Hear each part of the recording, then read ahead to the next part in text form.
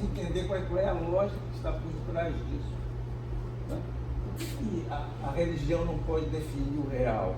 Por que a arte também não pode definir o real? Por que a filosofia também não pode definir o real? Todos esses registros definem diferentemente o real. Porque só a ciência tem primazia. Eis aqui, o que ela diz é o real, é o objetivo. Então, é produção discursiva que nos engana, e sem crítica, como em geral estamos na epistemologia, na ciência, somos pegos de calças, somos ainda infantes, tentando compreender coisas que exigiriam uma outra modulação. Professor, o senhor está falando aí, e eu estou me reportando as nossas discussões lá no PSINA, né? Porque as nossas discussões caminham por aí, pela subjetividade, pela mística, pelas questões da ciência, e até mesmo pela educação como não ciência, que é uma falha de amor. Né? A gente ainda não tem assim, nada publicado, mas recentemente nós terminamos o livro, e a educação, e o ponto central das nossas discussões é essa, a educação como não ciência. Arnaud está inaugurando esse novo pensar. Às vezes a gente, quando vem pessoas de outros estados para conversar aqui, ele diz assim, nós vamos correr o risco, ele fala, de dizer que a educação não é ciência, porque tem aqueles que acreditam que a educação é ciência. Aí ao mesmo tempo ele fala, mas não é nenhum demérito não ser ciência, não é nenhum demérito a educação não ser ciência. E nos estudos da psicanálise, que nós temos um grupo também de estudos lá dentro do nosso grupo, a gente vai conversando, estudando um texto de Ciência e Verdade, de Lacan, e eu quero chegar na mística. E durante essas discussões, a gente vai para a mística, como o senhor bem coloca aí, ficou bem claro como o senhor fala da mística. E nós nos deparamos com as pessoas que, por serem de outras religiões, entendem que a mística é algo assim, que, digamos, entre aspas, não cristã. Se fala de mística, é porque está se falando de outras religiões que elas não comungam. Aí eu gostaria que o senhor deixasse assim, bem, não é claro, porque o senhor falou bem claro, mas às vezes fica uma dúvida. Porque a dúvida é que nós temos, digamos, 70% de pessoas no grupo de pesquisa. Os nossos objetos caminham pela subjetividade, pela filosofia mesmo, pela ciência, mas pela ciência no sentido de desconstruir, como o senhor bem coloca nesse momento. E a gente esse debate sempre. Muito oportuno esse pergunta. Porque, falando da mística, estou falando de algo que se relaciona a outra palavra-chave, que é a religião. Né? Espiritualidade também. Não estão associados. A espiritualidade não está associada à religião. Não tem nada a ver com religião. A mística não tem nada a ver com a religião. Apesar de também ter a ver com a religião. Porque é por meio da religião, da relação de religação do finito com o infinito, do sagrado com o humano, que você tem, de fato, contato. A experiência mística. A experiência mística é uma experiência que cada um de nós pode fazer, já fez em diversos momentos da sua vida. É a sua relação com isso que nós chamamos de sagrado. Mas esse sagrado precisa de um rosto, precisa de uma figuração externa. É um sentimento de conectividade nossa com o resto das coisas. Então a mística se caracteriza por essa fusão em que as coisas, nessa experiência, perdem os seus contornos diferenciais e se reúnem numa mágica de compreensão de unidade. Então, é um momento fusional, interno, vivencial. Ou você vive ou você não vive. Se você vive, você sabe o que é. Se você não vive, você supõe, imagina. Alguém que faz uma experiência mística, uma experiência de contato, com esse sagrado que está em toda parte, que é imanente, não é transcendente, ele é imanente, está na natureza, ele é a natureza, pensando spinozianamente, né? Ele é a natureza, com potência. Esse contato, se alguém estabelece esse contato, quer comunicar isso a alguém, não vai conseguir. ou esse alguém que está ali sendo comunicado tem uma vivência paralela, ou não vai fazer nenhum sentido a pessoa descrever o que viveu. Ela não vai ser entendida. Porque esse cara é doido, está falando que tem um contato com Deus, com o divino dentro dele. Que divino é esse? Cadê esse divino? É uma cadeira? É um objeto? É uma coisa? É um fluxo? Estamos diante daquilo que é propriamente o imaterial, né? O inapreensível do ponto de vista de relação com objetos concretos. Então, vamos deixar isso claro. A experiência mística é algo universal. Não é um registro limitado a um dispositivo, que depois é um dispositivo de controle moral, onde aparecem as religiões, estados de religiões, que organizam processos sociais complexos, mas do ponto de vista de uma moral, não do ponto de vista necessariamente de uma ética. Então é isso, pensar a mística como esse registro de acesso, que é muito similar ao mundo da arte, mas é diferente, que é muito similar também ao mundo da filosofia, até mesmo da ciência, mas só que a ciência, modernamente, ela se encaminhou para funções, para o desenvolvimento de funções práticas, pragmáticas. O objeto da ciência são funções, não é um pensamento conceitual, não é um pensamento perceptivo corporal, que caracteriza o mundo da expressão artística em geral, né? Em todos os níveis da expressão artística, musical, visual, corporal, no sentido amplo. Não sei se me esclareci. Então, não perdemos de vista que cada um de nós pode ter esse contato íntimo com o sagrado em si mesmo, a partir do seu corpo, da sua corporeidade, né? Do seu estar no mundo corporal. E que isso é comum a todos, assim como pensar é comum a todos, né? Assim como questionar é comum a todos. Nesse sentido, não estamos nos referindo apenas a um dispositivo de religião, como funciona a religião em geral. Se a gente for fazer uma meditação sobre a religião, eu gosto muito da linha de Bergson, que é um filósofo francês, que refletiu sobre a religião. Então, não só ele, outros refletiram, mas ao refletir sobre a religião, ele mostra como a religião é um dispositivo de coerção social. É um dispositivo de controle social.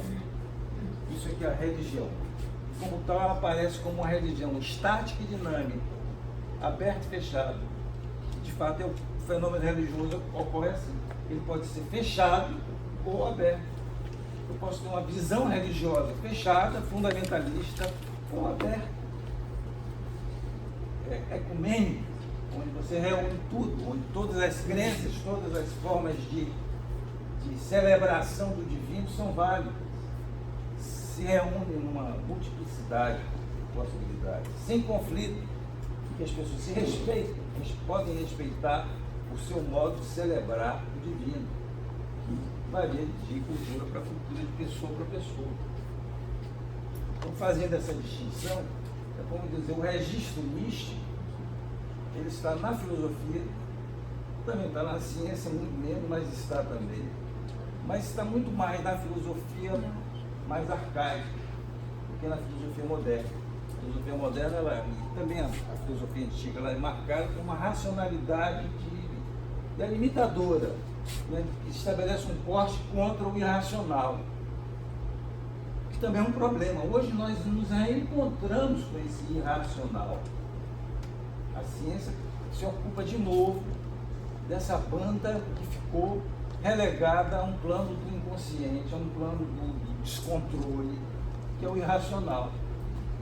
Ou seja, a subjetividade humana é tão complexa, não só a subjetividade humana, a subjetividade que cabe um estudo sempre mais aberto daquilo que são esses elementos de constituição que vão gerando os horizontes de sentido que cada um de nós vai experimentando enquanto existe. Dizendo isso, diga.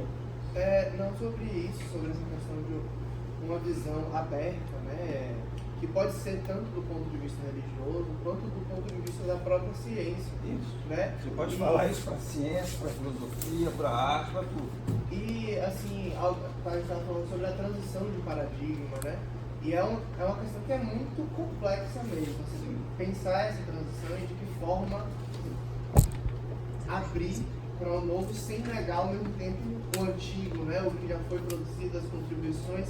Isso aí. E eu penso, assim, que quem dá uma contribuição muito interessante nesse sentido é o Paulo Freire, porque na educação popular ele faz questão de não fechar a educação popular. Né? Ele não diz a educação popular termina aqui. Mas Ele mantém ela aberta para continuar se transformando, continuar se ampliando. Um exemplo de quem trabalhou uma polilógica. Ele é um polilógico, né? Sem ter usado essa expressão. As pessoas não estão usando essa expressão. Ele fez fusões, ele construiu um horizonte, tem política, tem um nível da crença, tem um nível da socialização, tem um nível da psicologia, tem um nível da sociedade. Enfim, você tem uma série de aspectos que correspondem à experiência humana. Foi um excelente exemplo de pensador criativo que estabeleceu uma linha de fuga que é tudo. Infelizmente, o que estão fazendo com ele é um sinal de uma decadência humana, né? Mais do que qualquer outra coisa, é uma decadência, uma perda de horizonte, de sentido. É imaginar que alguém possa fazer com qualquer outro autor da história. Que alguém implica agora com Goethe. Goethe era de esquerda, então vamos botar ele na fogueira. Ele de esquerda? Pensar pela esquerda. Né? Ou vamos agora dizer que Homero era um pensador proibido. O Homero lá pré-histórico. Né? E por aí vai. Shakespeare, pelo amor de Deus, Shakespeare é um moderno arriscado. Então, com Shakespeare, porque senão você vai cair no comunismo, dentro de Shakespeare. E por aí vai, gente. Estamos fadados a um nonsenso absoluto. Né? E vale qualquer argumento vazio. Para quem tem mente vazia e não sabe questionar, não sabe, digamos, utilizar minimamente o recurso que tem, lógico, dialógico, para investigar as coisas pela pergunta, pelo deslocamento que uma pergunta faz em relação ao oposto. Tem que cada vez mais reconhecer Paulo Freire como aquele que vai ficar. Por mais que queiram destruir, não vão conseguir destruir. Não é alguém querer destruir a figura de Cristo. É a mesma coisa. Podem tentar, já tentaram na história. Eu estou fazendo assim, paralelos bem importantes nesse tempo, diante do absurdo que se faz em nome de nonsenso, em nome de uma ideologia rasa, que não acrescenta nada. E outra coisa também que eu penso é que, enfim, né, nessa busca por integrar esses diferentes conhecimentos, né, na verdade, eu penso que espaços onde isso já se opera com muita tranquilidade são os espaços da cultura popular, né? Porque a cultura popular, por exemplo, eu falo do meu lugar, eu sou capoeirista, e na capoeira tudo isso acontece com muita naturalidade, né? Quer dizer, você tem a dimensão artística, filosófica, mística e científica também, até científica do ponto de vista da educação mesmo e do ponto de vista de haver de fato uma pedagogia ali dentro daquele espaço.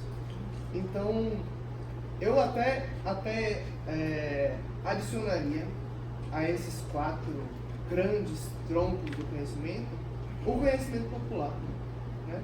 Que é o conhecimento que justamente, na minha concepção, ele nasce disso, ele nasce dessa integração entre os conhecimentos e num espaço que é historicamente subalternizado, né? Que é o espaço, enfim, da cultura popular. Era isso. Conhecimento popular ele é um conhecimento do mundo, ou seja, algo que qualquer um de nós que está vivo está tendo acesso, está produzindo, sentindo a partir do seu inserimento no mundo.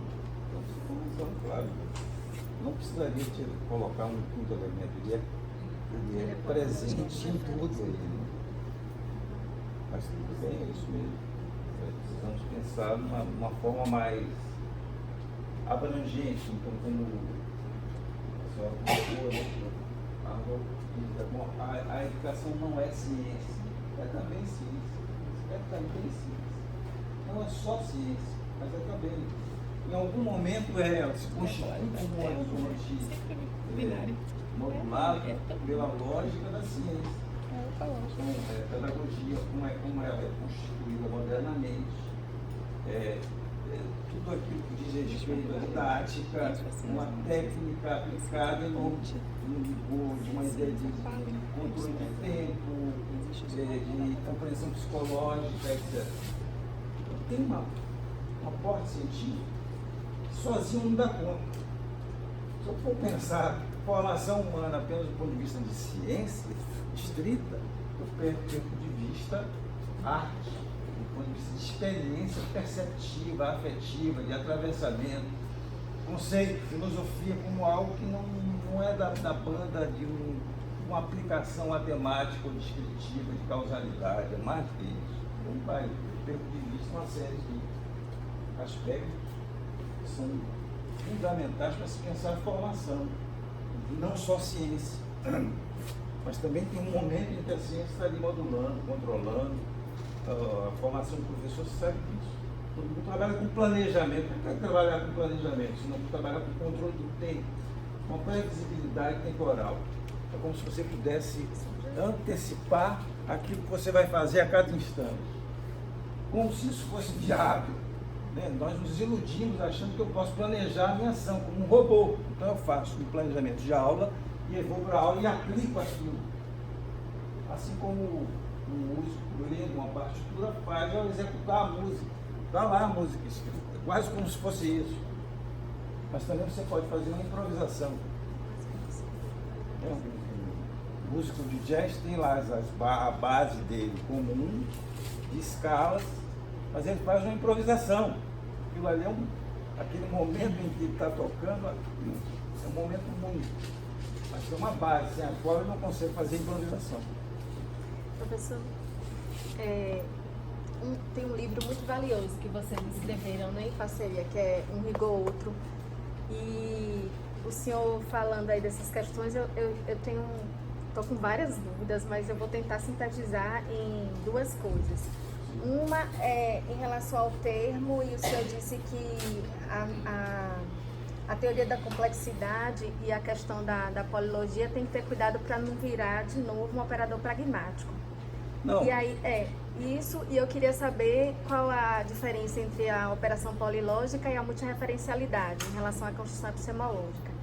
E em relação a operação da pesquisa com bases qualitativas, com base nesse rigor outro, e com base na questão, o senhor disse no pragmatismo, mas aí que tem, lá na frente o senhor falou da descrição fenomenológica, da forma, né? Porque lá na frente a gente é sempre desafiado em pesquisa, em educação, e principalmente quando tem a ver com a formação de professores, com a escola, a de algum modo criar dispositivos e bricolar elementos para construir uma descrição densa, a compreensão desse caminho, a compreensão desse espaço, e de alguma forma a gente se depara na hora da escrita com esse recorte desse real, com esse olhar que é o meu olhar a partir da compreensão do sentido que foi produzido pelo outro.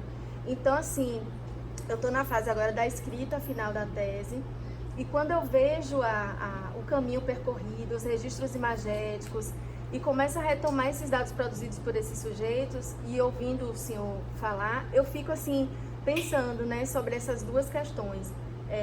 Sobre como desenvolver essa descrição densa, mas que é a partir do meu olhar, de um sentido produzido por esse outro, porque eu sempre tenho que colocar a fala do sujeito ou a imagem produzida pelo outro e fazer uma descrição densa, mas que é uma descrição densa que é a partir do meu olhar. e foi um recorte que o outro fez. A produção de sentido e a construção dos dados é feita pelos sujeitos em coletivo pensante, mas na hora que eu vou escrever o texto, eu acabo tendo... Então, assim, sabe aquela angústia de não fazer o reducionismo que é preconizado pela ciência moderna, de também não extinguir a subjetividade que está na produção de sentido feito pelo outro? Umas viagens assim, mas que a cabeça fica pensando, né? Certo, mas vamos retomando as suas questões, elas são muito interessantes, muito ricas. Então, você pergunta exatamente qual é a diferença da polilógica para a multirreferencialidade, não é isso? Sim, entender. Ou seja, aqui tem a polilógica e seu campo de influência. Uma dos elementos da polilógica é a multirreferencialidade. Multirreferencialidade, filosofia da diferença, transdisciplinaridade, teoria quântica, teoria da complexidade, filosofias próprias e apropriadas, que são as filosofias marginais, dos povos, das etnias, das culturas, são produções de pensamento fora do padrão normativo do pensamento ocidental, né, muito mais ligados aos ciclos mais míticos, etc. Tudo bem, né? Então essa é uma questão. Ainda no campo de fusões, é preciso ter presente que a gente está propondo uma polilógica, está propondo necessariamente a compreensão de múltiplos índices, múltiplas referências, de múltiplos modos de produzir conhecimento, que variam de acordo com o contexto específico. Você não pode reduzir esses contextos específicos a um padrão único, por isso a multirreferencialidade é interessante. Qualquer contexto vai produzir seus padrões de conhecimento muito específicos e muito singulares. Não tem como você normatizar ou generalizar.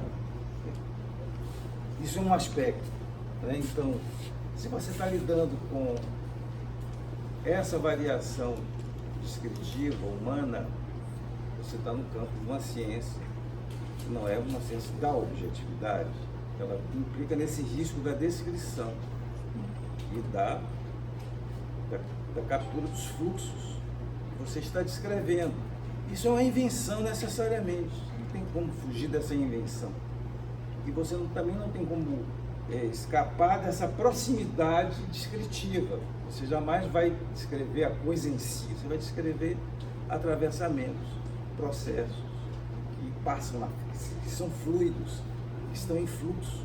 Eles não podem ser descritos exatamente, com exatidão matemática. Isso é uma perda de sentido. O que você pode fazer é seguir o fluxo, e seguir o fluxo na descrição. Isso é inevitável, e assumir os riscos dessa imprecisão, sem a qual você também não se aproxima, não estabelece contato. Então, pensar assim significa compreender diversas formas de produzir o sentido que estão nos atravessando a partir das experiências, e não a partir de modulações fechadas, estratificadas. E mais ou menos isso que você pergunta, mas você também tem um destaque em relação aos recortes que a gente faz de sentido. Mas eu já entendi, porque eu já entendi o que o senhor quis. Já entendi. Eu estou contemplada. Eu vou desdobrar isso aí. É possível ver que pensar uma descrição qualitativa, então estamos lidando com um saber que é muito mais qualitativo do que propriamente quantitativo, né? Isso é arriscado, mas é o que caracteriza a experiência humana. Como é que eu posso fugir dessa compreensão qualitativa ao descrever fenômenos que nos atravessam? Eu tenho que correr esse risco da descrição qualitativa e da redução que cada pesquisador vai fazer em relação ao seu contexto, a invenção dos signos, a eleição de categorias. Mas uma outra coisa que você colocou... Criação dos dispositivos. Em relação à pragmática. Qualquer operador epistemológico é pragmático, ele está aí para isso. Uma epistemologia ela tem que ter esse caráter pragmático, de operação.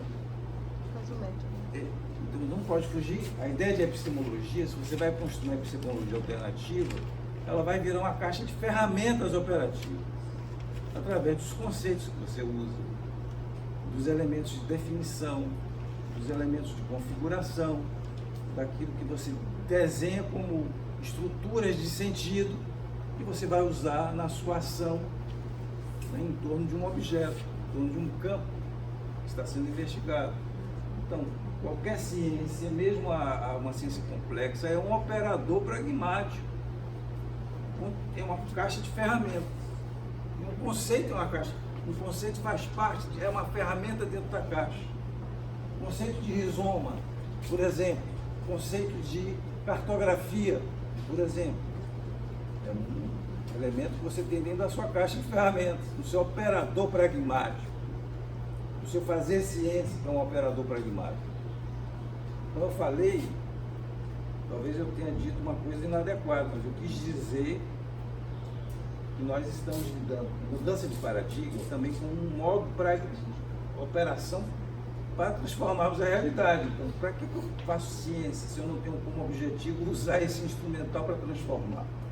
Tem que ter um caráter pragmático. Por isso que a própria multirreferencialidade, ela nos instiga a criar dispositivos bricolados para a compreensão dessa realidade. Exatamente. Só que é interessante porque quando a gente vai criando essas estratégias, e para a gente criar a estratégia, descrever a estratégia criada, é difícil vocês afirmar na academia que você não quer usar aquelas velhas entrevistas, grupos focais e diários escritos nos caderninhos.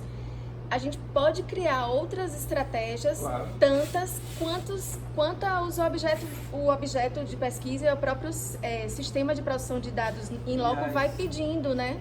Quem trabalha com pesquisa qualitativa não pode se esquecer que está criando o tempo todo. Tem que tomar decisões criativas, dizer, não, eu vou usar esse elemento demarcador, essa palavra-chave, que eu vou chamar de categoria, você vai dar nome aos dois. Você tem que fazer isso o tempo todo.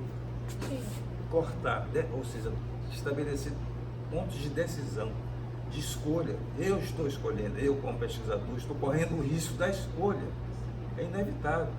Você está lidando com esses fluxos variados, com esses fluxos que estão em movimento, numa dinâmica permanente. E aí, se você não tiver essa habilidade de criar, de dar nome, de criar aproximações, de estabelecer apropriações do que já existe, fica impossível operar. Então a gente tem que ser muito inventivo quando lida com pesquisa qualitativa. Eu estou monopolizando, né? Mas só mais uma coisa eu vou falar.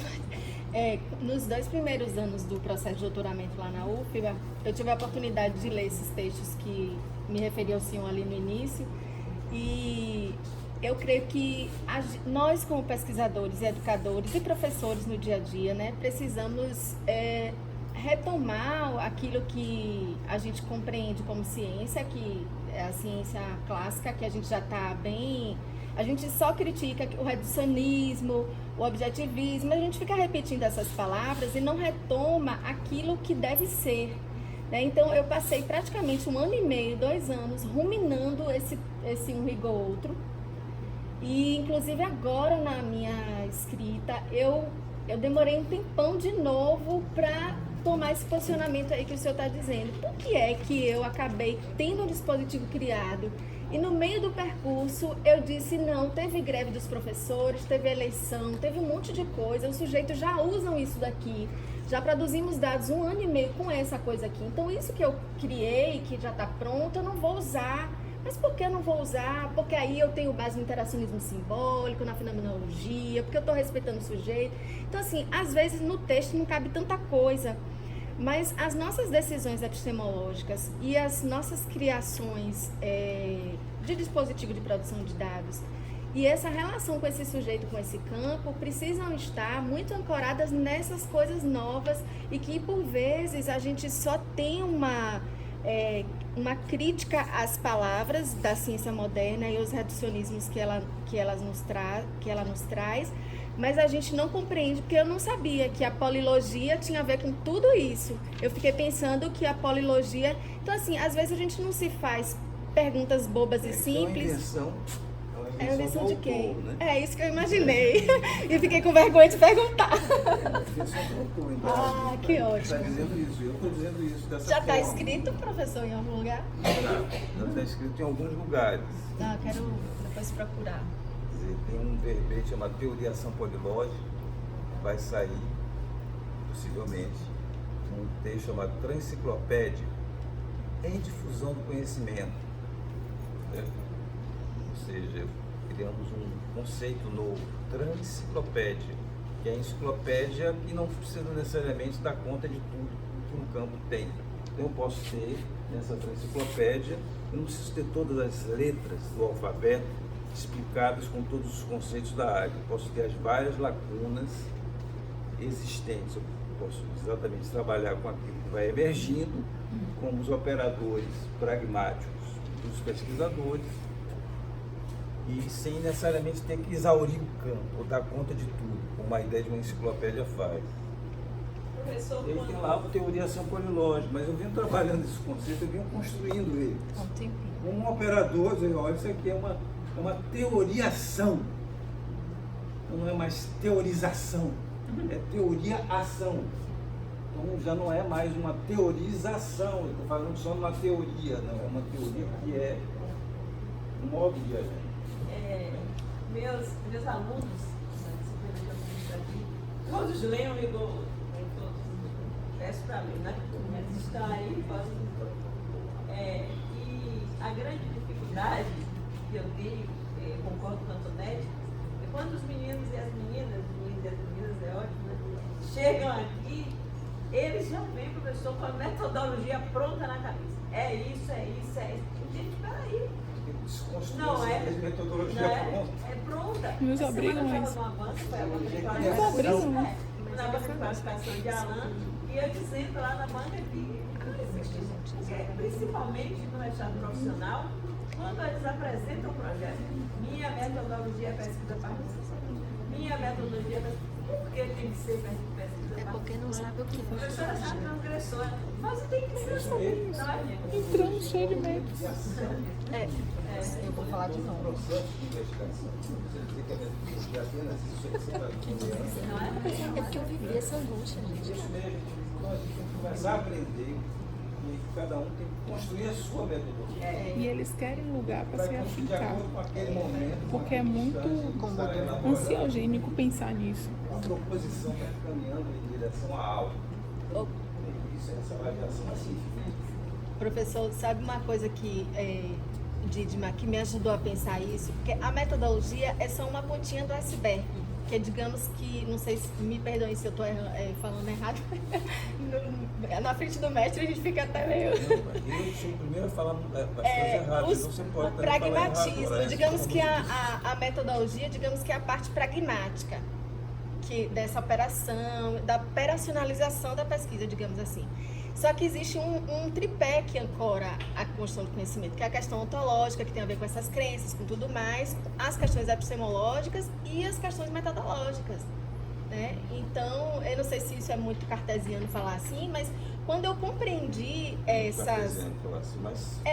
Não, mas assim, em verdade, foi a maneira com que eu compreendi a importância de a ontologia das minhas crenças, dos meus posicionamentos, do que eu sou, como ser, inclusive a minha liderança profissional, acadêmica e por que eu escolhi esse campo, as questões ontológicas mesmo, do sujeito, não só do objeto, do sujeito pesquisador, dos sujeitos em campo e do próprio objeto, as questões epistemológicas, que tem a ver com tudo isso que ele está dizendo, por que é que eu fiz essas escolhas, por que é que eu escolhi respeitar esses sujeitos, porque eu concebo conhecimento de uma forma diferente, a produção de conhecimento de uma forma diferente, então as questões epistemológicas são extremamente relevantes, e por fim, as metodológicas, que são as que vão nos dar esses recortes, esse arsenal, digamos, mais pragmático, como o senhor disse, de análise, isso, tanto de análise, de descrição. produção dos dados, de forma de conceber,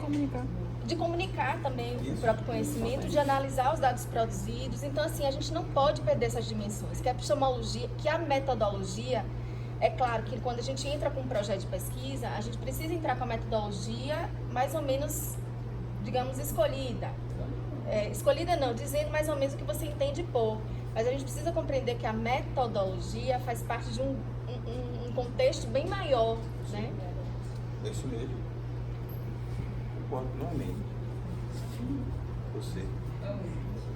Eu estava ouvindo, né, e sempre nas reflexões me trazia a ideia de algo anterior que tentava romper com essas ataduras. Não sei se mesmo por essa linha, mas seria o ecletismo, que foi bastante combatido, né, no meio. Eu ouvi um pouquinho de comentários seus em relação a essa possibilidade ou não, se tem algo a ver com o ecletismo ou é contrário a essa linha. Esse conceito de ecletismo é interessante. Ele vem da arte, da arquitetura, sobretudo. Quando você tem um fenômeno que é do gosto estético de épocas, de se apropriar de um estilo, mas sem nenhuma relação de compromisso com aquele estilo. E citar aquele estilo, misturá-lo com um estilo renascentista, com um estilo barroco, com um estilo rococó, fazer essa mistura por um gosto estético, sem nenhuma justificativa. Ou seja, a ideia de ecletismo, ela é criticada na modernidade em virtude da ideia de uma unidade que é quebrada em nome de uma coerência, de uma estilística rigorosa. Quando você entra no mundo moderno, pós-moderno, não faz mais sentido isso. O que acontece? Você pode citar qualquer coisa sem um compromisso de raiz. O ecletismo faz na arquitetura.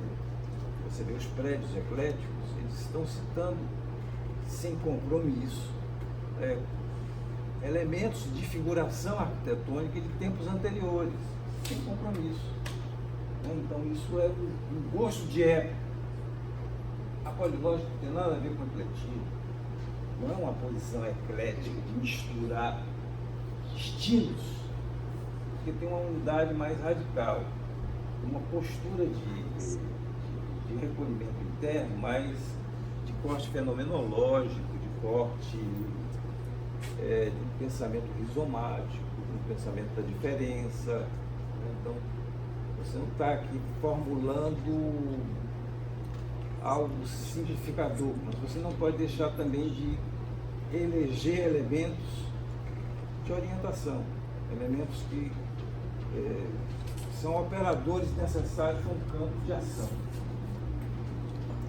Então, dizendo isso, não é eclético. Por que a gente teve medo desse ecletismo? Teve medo de usar elementos externos sem nenhuma vinculação mais profunda de crença e de adesão àquilo que poderia ser uma matriz racional, ou uma matriz descritiva metodológica. Eu não vejo esse risco. Também porque nós podemos, na pós-modernidade, lidar com variações, com contradições, com níveis descritivos que são opostos, que são antagônicos e que estão falando mais do paradoxo, mais da perplexividade do que da linearidade de reconhecimento identitário. A gente não tem que ter medo dessa mistura, quando ela é feita com rigor. De repente, a ideia de uma unidade na polilógica parte de cada um, a subjetivação do pesquisador. O pesquisador é que dá o tom dessa regência na sua subjetividade, então, na singularização dessa subjetividade, necessariamente. Senão você cai num outro dispositivo de negação do processo criador. Para deixarmos de lado essa ideia de que a gente não pode misturar estilos. Depende. A gente pode misturar estilos, sim. Pode transgredir aquilo que está posto como norma.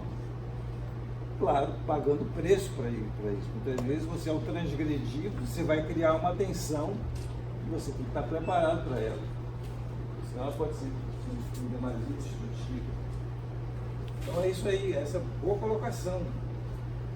Mas não há esse risco de há um elemento que estabelece uma unidade interna. Que elemento é esse? É o elemento de cada um. Como é que eu vou lidar com uma polilógica? Eu vou lidar com essas diversas matrizes sem estabelecer apenas um plano de aparência, mas de uma estruturação mais consistente internamente. Eu não vou apenas de aparência, como na arquitetura eclética, ou na imagem da obra de arte eclética. Eu faço uma apropriação de elementos, eu cito o elemento neoclássico dentro de um contexto gótico, apenas uma citação. Porque o meu gosto estético me fez fazer isso, uma superficialidade, um descompromisso com um estilo dado, etc.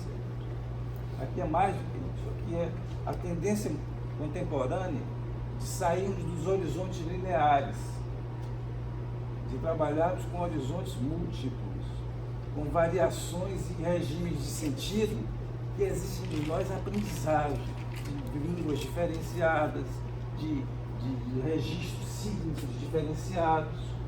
Então está nos obrigando a trabalhar com a multiplicidade e a não reduzir a esquemas, apenas simplificadores que são cômodos e que dão um certo conforto, porque nós, como pesquisadores, buscamos unidades, buscamos certezas, mas quando você não tem as certezas, você tem que aprender a lidar com elas, a lidar com essa angústia da incerteza, né?